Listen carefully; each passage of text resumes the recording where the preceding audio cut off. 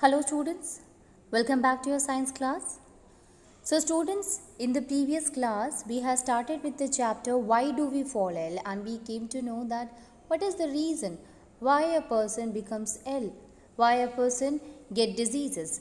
So basically when we are talking about that, we have seen that how can we say that a person is healthy? What is the definition of a health? Actually, health is both student. Here, health is related. The word you can see the health is here that how a person is not only physically fit but also mentally and socially fitness is also important. So, if a person is physically, mentally, and socially fit, then we call that person as a healthy person. What does that mean? It means that not only the person must be disease free, it means that the person must not have any kind of a disease, but also mentally also happy, do not have any kind of a stress, as well as socially, means how social he is, how socially satisfied he is, that will also decide the social satisfaction or social fitness of a person. In this one, students, we also understood that what are the personal and community issues which will causes the health problem in a person. So, yes, health means state of physical, mental and social well-being. So, obviously, a person who is there in the surrounding, they live in the society. So, our social environment plays a very important factor, plays a very important role in the individual health. Okay, so we can say here that the importance of the social fitness is really important. The importance of the society is really important for the health of a person. Then students, we studied that what do we understand by healthy and a disease free person. When we say healthy means what? That is related to the person who are do not have any kind of a disease in it. They are called as a disease free person. And when we say healthy, so it is a state of a physical, mental and social well being that is called as a physically fit person. Okay, physically fit, it means that person will be called as a healthy person. So disease free, it means it is only related to the physical state, but a healthy person is related to both, that is physical as well as mental health of a person. Okay, now coming on, and we have seen that what are the different sources as well as what are the different types of a disease are there. Let us try to understand the term that is disease. What does disease look like? So basically, if we talk about the tissues, our tissues, cells are there, students. These cells, they combine together to form tissue, and the tissues, they make up a physiological system or organ system that carry out the body function. And every organ system, they are having the organs which used to perform the particular function. Like for example, digestive system is there. So stomach, intestine, these are what? These are the organs which take part in digestion of the food. Likewise, if we talk about the muscular skeletal system, so here bones and muscles, you know that for the movement of a person, muscles and that of the bones, they plays a really important role, right? So if our muscles are well, then it will be muscles and bones, both of them, they work together to form the.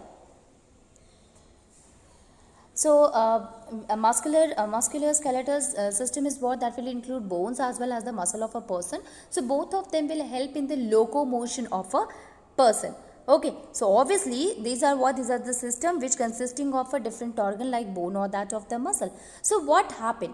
When there is a disease, either the functioning of one or more system of the body will change for the worse, and these changes give rise to symptoms and sign of disease.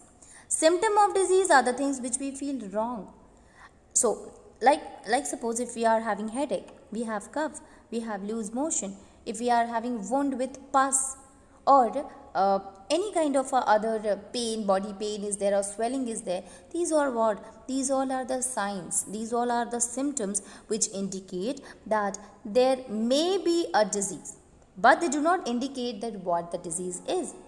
Okay, like see here students, we said that organ is what? Organ system consisting of a different organs, and they used to perform different functions, right?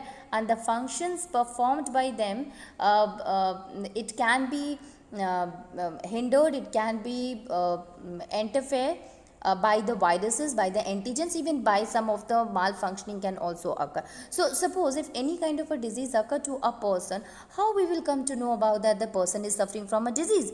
So this we will come only by the sign, by the symptoms of the person, that will shown by the different body part, like that of the headache is there or loose motion is there. So only then the person will be able to recognize, oh okay, there is some problem in our body, right? But the disease, what kind of a disease, what exactly is it, it will be not informed by that of the symptoms or signs are simply a kind of a alert that they used to give us in order to understand that there is some wrong is happening with our body.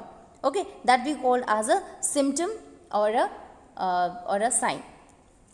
Now for example, here you can see a headache may mean just examination stress, or very rarely it means meningitis or any one of the dozen different diseases. See, if a headache is there, student, headache is what is a very common symptom. So it can occur to any person.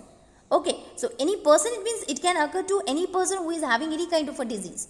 So this is also kind, if a headache is there for a few hours or for one day, so you will come to know that maybe your body need a rest, that's why the headache is there. And if it will continues, then what happen, the symptoms will maybe what it will indicate in some other kind of a disease also. So signs or symptoms are there in order to alert us, in order to tell us that there is something wrong which is going in with our body. Okay, now actually this sign is also, but the sign, see, the sign does not tell about the kind of a disease, but the sign and the symptom also help us to indicate that it means what now we have to do. It means it help, like in case of the symptoms only, it help in telling the indication of a particular type of a disease. Suppose you are having a stomach pain. Okay, so the problem is with the stomach. The specialist will going to find out the problem with the stomach only. Okay, so different symptoms will also indicate that what different indication of a particular type of a disease. Although it does not tell the what is that exact disease, but yes, it indicates. It gives the sign. It indicates the kind of a disease. Now disease is also classified into two types, students. As you can see here, this is acute disease and chronic disease. Acute means small. We know that acute means small. Chronic means which is having a long impact. That is called as chronic. Acute disease and chronic disease. What does that mean here? Acute means small. So a disease which lasts for very short period of a time is called as an acute disease. See here. Some of the diseases, there are some of the diseases which last for only very short period of a time, and these are called as the acute disease. There are diseases which occur for a short period of a time, and they are called as the acute diseases here. Like common cold is there. So common cold, it will last only for few days. Okay, for 3 to 4 days. So such kind of a disease is called as a acute disease. While other elements are there which can last for a longer period of a time, even for the lifetime also. So such kind of a disease is called as a chronic diseases. So we can say here that the disease which will be as much as lifetime are called, or a long time are called as a chronic disease. An example is the infection causing elephantiasis, which is common in some part of India. So elephantiasis is what? It is a kind of a long term disease. The infection will remain for a longer period of a time. So such kind of a disease is what? That is chronic disease.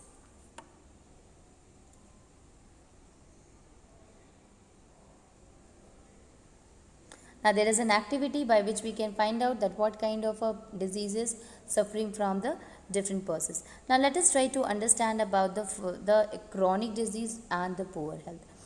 So acute and chronic disease, they are different from each other. So any disease that causes poor functioning of some part of the body will affect our health. And this is because all function of the body are necessary for being healthy. But an acute disease, which is often very soon, will not have to time to cause major effect of a general health, while a chronic disease will do so. See, chronic disease is what? So chronic disease is for longer period of a time, while the acute disease is for a smaller period of a time. So obviously, if it will be there for a longer period of a time, so the impact will be longer. While in case of a acute disease, the disease is for a short period of a time. So it will not going to give any kind of a problem or an impact to that of the particular organ or particular part of the body. Okay, so chronic disease, since it occur for a longer duration, so its effect is also higher, effect is also more. While in case of a acute disease, since the disease is what is a very short period of a time, so the disease is also the impact is also short only.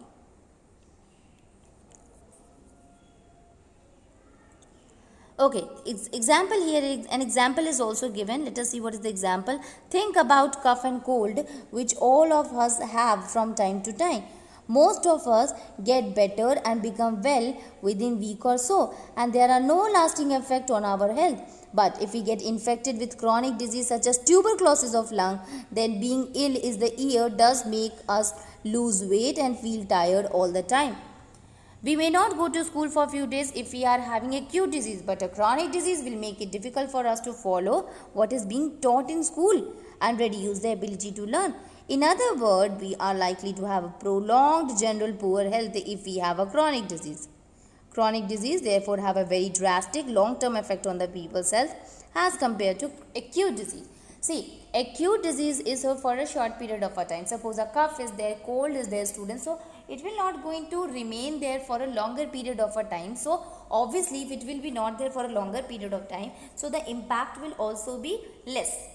While in case of a chronic disease, if some dangerous like that of a tuberculosis, if the tuberculosis occur to a person, then what happens? This will going to harm our lungs. So the impact will be more. In this case, the impact will be higher. Okay, so we can say here that in case of a acute disease, since it will remain there for a short period, so impact is not very high.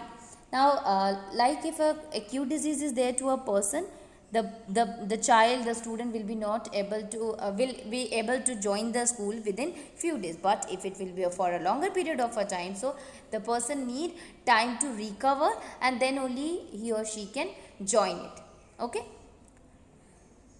so acute disease is having no lasting effect on our health, but that of the chronic disease have.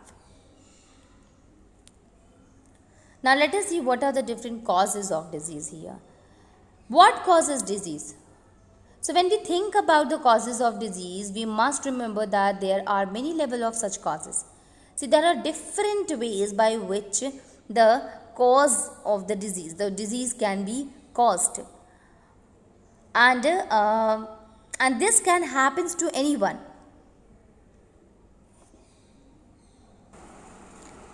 Like here, see, it is given. Let us look an example. If there is a baby and the baby is suffering from loose motion, we can say that the cause of the loose motion is probably an infection. But the question is, where did the infection come from?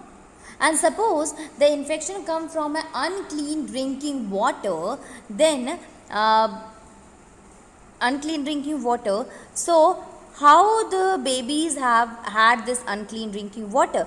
So why is it that one baby developed loose motion when the other babies did not? So here The reason are, one reason might be that this baby is not healthy. As a result, it might be more likely to have diseases when exposed to risk, whereas healthier baby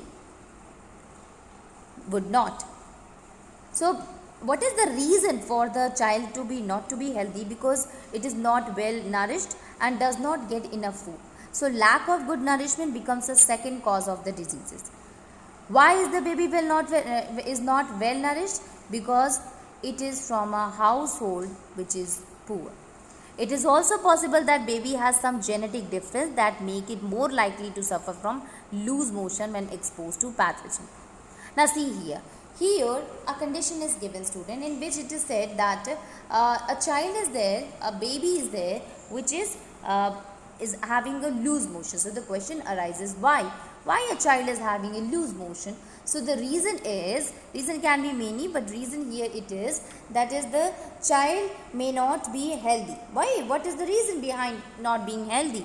It is because the child did not get a good nourishment, good nutrient. Now the again question arises, why is this so? Why child did not get a proper nourishment or a nutrient? So the reason is, that is, it is from a household which is poor. Okay. So not only the possibility is this, it means what happened? It means the child does not get a sufficient amount of a nutrient, and due to which there is a kind of a malnutrition, or there is a kind of a deficiency disease occur to the child, to the baby. Chances is also that there are some of the genetic factor or genetic differences are there which may cause the loose motion when exposed to pathogen. And not only this, with the pathogen, when the pathogen is there, this pathogen enters into the body and can causes the disease to the baby. So we can say here that not drinking water properly, or drinking not a clean water, that is responsible for the loose motion of the child. So poor nourishment and infection, these all both of the causes for the loose motion to the baby. So we can see here that the diseases are also they are of different diseases, and the causes are also different. And on the basis of that, we have again categorizes the diseases into two: infectious and non-infectious diseases. Actually here the question is, the topic is infectious and non-infectious causes, but actually it will be infectious and non-infectious disease. Let us see what is the infectious and non-infectious causes. So you can see here in the book, as we have seen, it is important to keep public health and community health factor in mind when we think about the cause of disease. We can take the approach a little further. It is obvious to think of the immediate cause of disease as belonging to two distinct types. One group of cause is the infectious agent, mostly microbe or microorganism. Disease where microbes are immediate causes are called as infectious diseases, and this is because the microbes can spread in the community and disease they cause can spread with them. On the other hand, there is also a disease that are caused by infectious agent. So their cause vary, but they not are the external causes like microbe that can spread in community. Instead, they are mostly internal. For example, some cancer are caused by genetic abnormalities. High blood pressure can caused by excessive weight and lack of exercise. You can think of many other diseases where the immediate cause will not be infectious. See, what are the different causes of the diseases, student? It can be internal, it can be external. External is what? Which will include some microbes, which will include the infectious agent which causes the disease to a person, right? And internal is what? Which is already there in the body, and that we can say which causes problem in the body itself, like the disease which is occurs due to some problem due to the tissue damage or due to the damaging of the organ in our body, which includes the cancer, which will include the tuberculosis. So basically such kind of a not tuberculosis, cancer is there, or any malfunctioning disease occurs, sickle cell anemia is there, color blindness is there. So these are the some of the diseases which are genetic or which occur inside, which occurs due to the internal factor. It does not occur because of agent. Agents are not responsible, but they themselves are responsible. They themselves are responsible for causing the diseases. Okay, so disease are also of a two type. One is caused by two, that is internal factors are there and external factors are there. Internal factors are some of the malnutrition or deficiency of a nutrient or any kind of a genetic abnormalities that will cause a disease to a person, but non-infectious and that of the external, so agents, the microbes, they are responsible for causing a problem to a person. Okay, this is the infectious and non-infectious causes. Now let us move on, and we will going to see here the ways.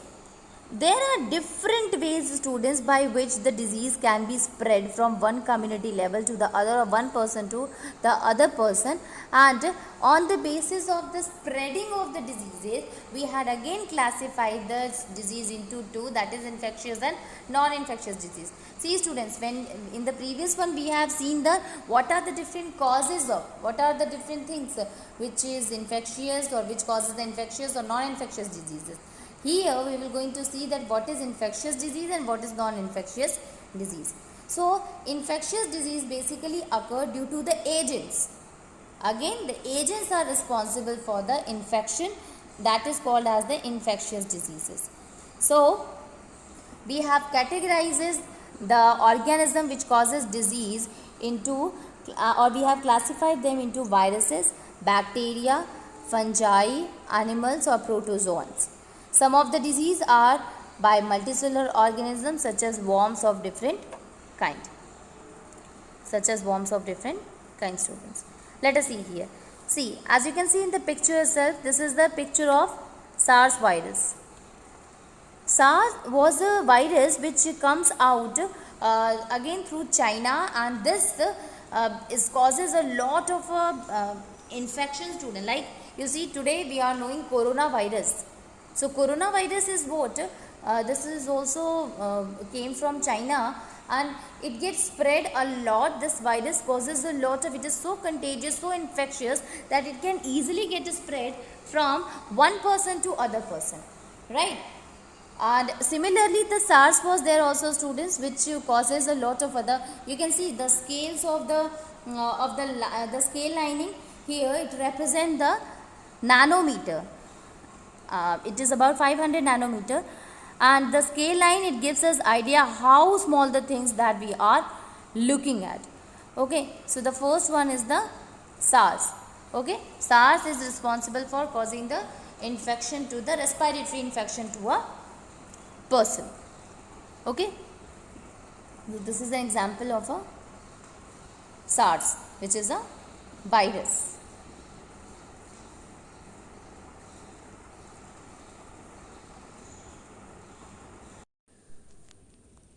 Now as you can see here, students, there is another picture, and that picture is of a Staphylococci. So see, this is Staphylococci is what? It is a kind of a bacteria. Actually coccus is what is a kind of a bacteria which is a spherical in shape. So as you can see here in the picture itself, it is what it is spherical in shape, and this bacteria, it is responsible for causing acne, and even acne, you know, that is, it's a kind of a thing which occurs in the skin.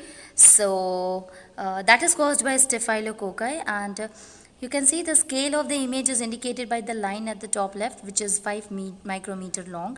So the size of the Staphylococci is there, and that is 5 micrometer long. Now see here, the next one is Typhonosoma, and this is a protozoa. So this protozoan organism, it is responsible for sleeping sickness. Okay, and it basically lies lying next to the red blood cells. So basically it is present in the red blood cells, students, and that will cause us sleeping sickness. Okay, so it is protozoa. Then the next one is Lismania. Lismania is also a kind of a protozoa organism that causes Kala-azar. And Kala-azar is a fever, so this will be caused by Lismania, and this is the picture of a Lismania. Now see here, This organism is what? Basically it is oval shape and it has one long whip like a structure. As you can see here, this is a whip like a structure is also there.